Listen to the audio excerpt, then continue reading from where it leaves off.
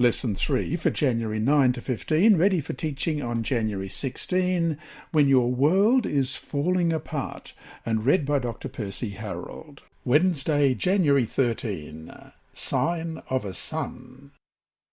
Our text for today is Isaiah chapter 7 and verse 14. Therefore the Lord himself will give you a sign. Behold, the virgin shall conceive and bear a son, and shall call his name Emmanuel. An offer of a sign as deep as Sheol or high as heaven, as in Isaiah 7:11, did not move Ahaz. So when God says he himself will come up with a sign in Isaiah 7:14, we expect it to have breathtaking dimensions that only the divine imagination could devise.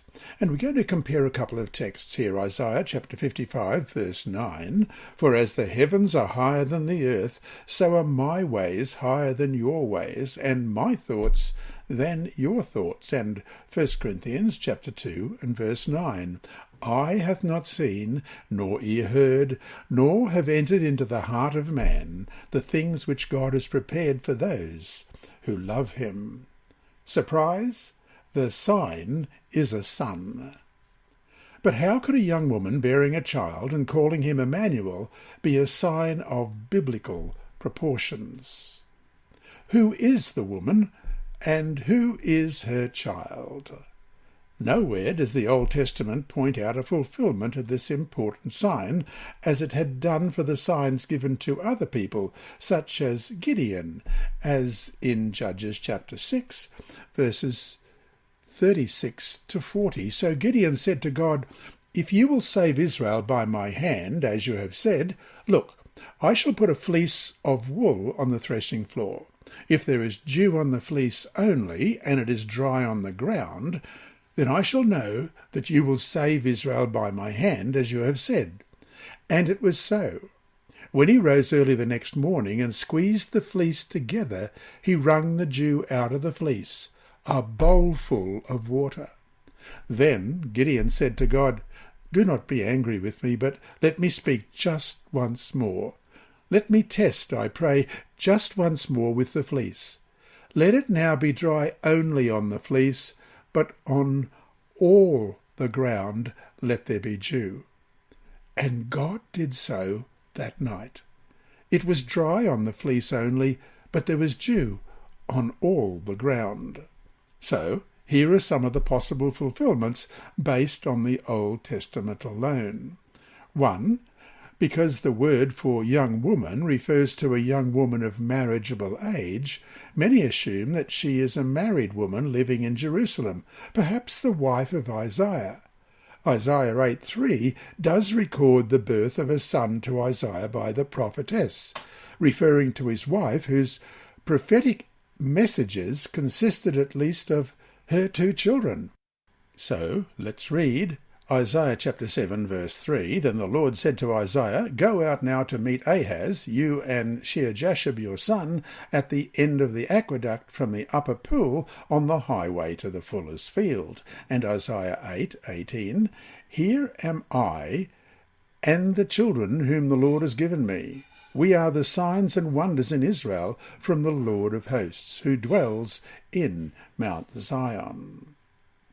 However, this son was named Maher-shalal-hash-baz, as we read in Isaiah 8:1-4, not Emmanuel. Let's read Isaiah 8:1-4. Moreover, the Lord said to me, Take a large scroll and write on it with a man's pen concerning Maher-shalal-hash-baz, and I will take for myself faithful witnesses to record Uriah the priest and Zechariah the son of Jeberechiah.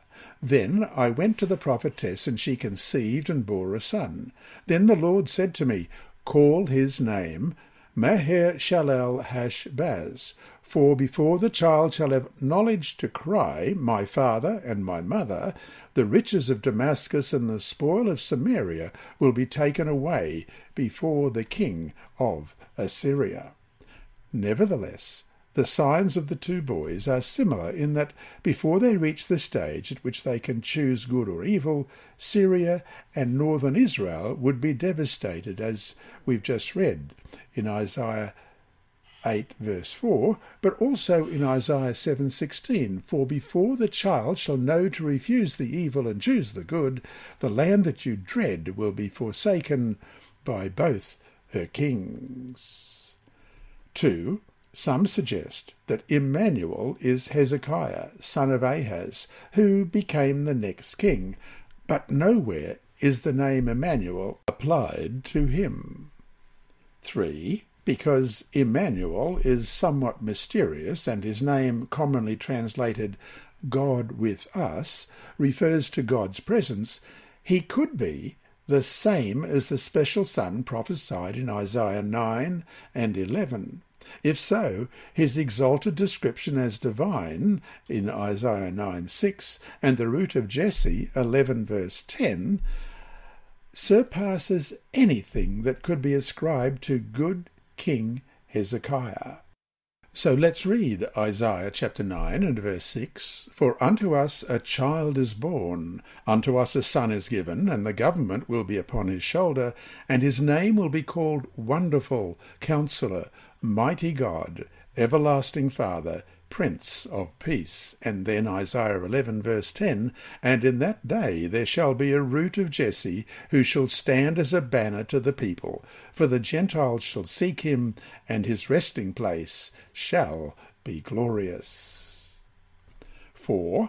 A natural birth to an unmarried woman of marriageable age would result in an illegitimate child through illegal promiscuity, as we read in Deuteronomy 22, verses 20 and 21. But if the thing is true, and evidences of virginity are not found for the young woman, then they shall bring out the young woman to the door of her father's house, and the men of her city shall stone her to death with stones, because she has done a disgraceful thing in Israel, to play the harlot in her father's house. So you shall put away the evil from among you. Why would God refer to such a child as a sign to inspire faith? In contrast, the New Testament identifies Jesus as Emmanuel in Matthew 1, verses 21 to 23, born miraculously and with purity to an unmarried but betrothed virgin. Let's read that. Matthew 1, beginning at verse 21. And she shall bring forth a son, and you shall call his name Jesus, for he will save his people from their sins. So all this was done, that it might be fulfilled which was spoken by the Lord through the prophet, saying, Behold, the virgin shall be with child, and bear a son, and they shall call his name Emmanuel, which is translated, God with us. Jesus is the divine Son, as we read in Isaiah 9, verse 6, For unto us a child is born, unto us a son is given, and the government will be upon his shoulder, and his name will be called Wonderful, Counselor, Mighty God, Everlasting Father, Prince of Peace. And in Matthew 3, verse 17, And suddenly a voice came from heaven, saying, This is my beloved Son, in whom I am well pleased. And the shoot and root of Jesse, as in Isaiah 11, verse 1, There shall come forth a rod from the stem of Jesse, and a branch shall grow out of its roots. And verse 10 of the same chapter, And in that day there shall be a root of Jesse, who shall stand as a banner to the people, for the Gentiles shall seek him, and his resting place shall be glorious. And Revelation 22 and verse 10, I, Jesus, have sent my angel to testify to you these things in the churches. I am the root and the offspring of David, the bright and morning star. Perhaps an earlier Emmanuel, whose development proved to Ahaz the timeliness of prophetic fulfillments, served as a forerunner of Christ.